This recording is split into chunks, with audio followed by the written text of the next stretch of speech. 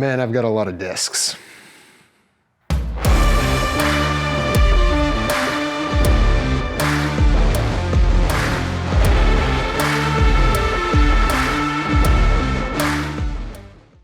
So one thing I've learned this past year is that disc golfers love discs. No, like seriously, a lot. And I'm no exception to that rule. I mean, the evidence clearly speaks for itself. I've only been playing disc golf for a little over a year, and already my collection has grown to a kind of ridiculous extent. But I will say, one of the things I love the most about disc golf, that I find the most enjoyment in, is getting to try new discs, throw them, see how they fly, and see the ways that they all differ. And that's a great thing. But recently, as I've started to take my game more seriously and I've gotten a little more competitive in disc golf, I've started to wonder if having so many different discs isn't actually hurting my score. See, as I've been watching more pros in the bags and watching a lot of content creators on YouTube and listening to pros interviewed, I've noticed that most touring pros only carry somewhere between 9 and 12 different molds in their bag. Now, maybe you're more like me and love switching discs in and out of your bag and having a ton of different molds to try for different flights. This is my current bag that I use for casual rounds and tournament rounds, and right now, putters included, there are 22 different molds in this bag. Yeah, 22. You heard that right. And while that's a ton of fun and I love having all this variety, I've noticed that most rounds, I probably only throw a quarter of these discs, if even that. So why am I carrying 22 different molds, and is having that many options actually hurting my score?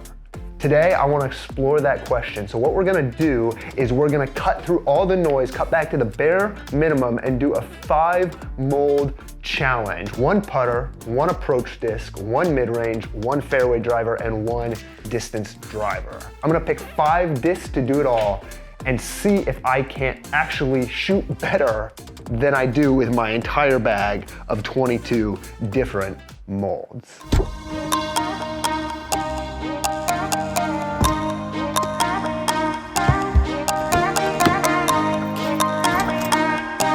So right now we're headed out to Huntington Beach, which is my local course. I have my full bag with me. I also have my 5 discs that I've selected for my 5 mold challenge. Now for the discs that I've selected for this challenge, I wanted discs that could fit in every situation. So I've chosen my putting putter, which right now I'm putting with the EV7 5s.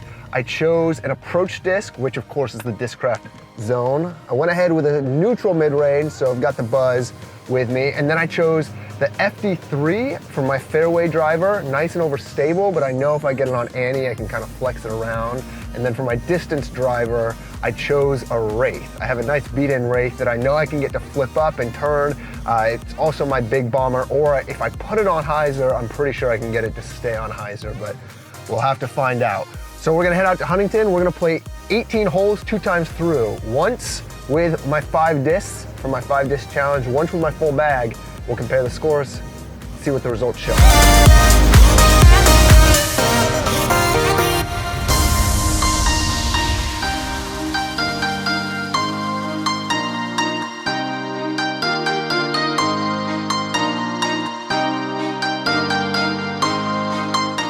All right, hole 1. Short forehand shot. As you can see, I came up just short of the basket. It's a little busy out here, so we're gonna play kind of quick, but I went ahead with my FD3. Ooh, horrible putt. Left me about 30 feet there, which I airballed.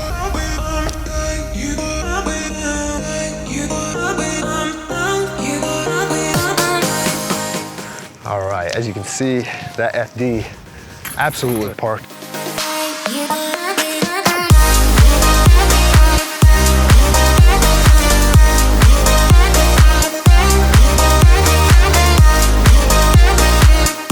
I think something that I'm realizing so far doing this challenge is that it's forcing me to think a lot more about angle control as opposed to just choosing a disc that's gonna do what I want it to do.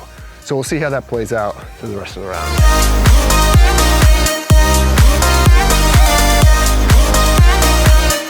So once again, that was one of those situations where angle control really became a big factor. Normally I would have just thrown something flat and flippy, but because I tried to crank over on it on Annie, to get around here to the right. I ended up cranking too far over, crashing into the trees, almost missed the Mando, put myself in a bad spot. So angle control really becoming a big issue on this 5-mold challenge.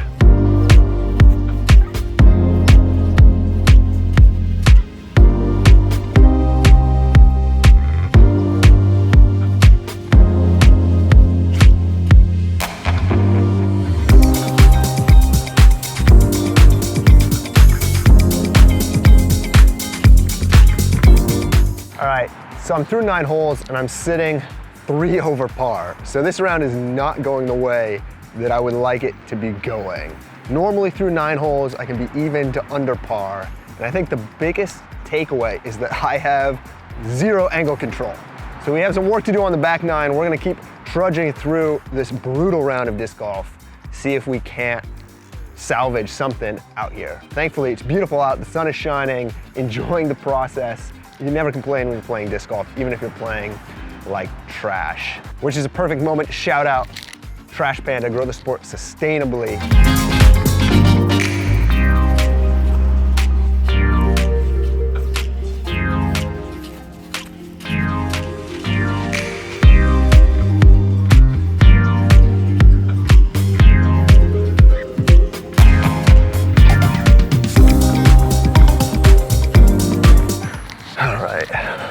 Made it to the tee pad of 18, final hole of our 5-disc challenge.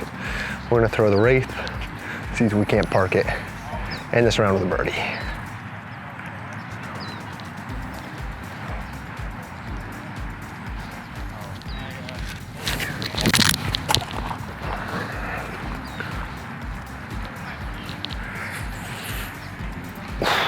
And we missed the Mando. That about sums it up. All right, let's try and jump putt this in from the drop zone. See if we can't save par. Not quite. All right, tap in for the bogey.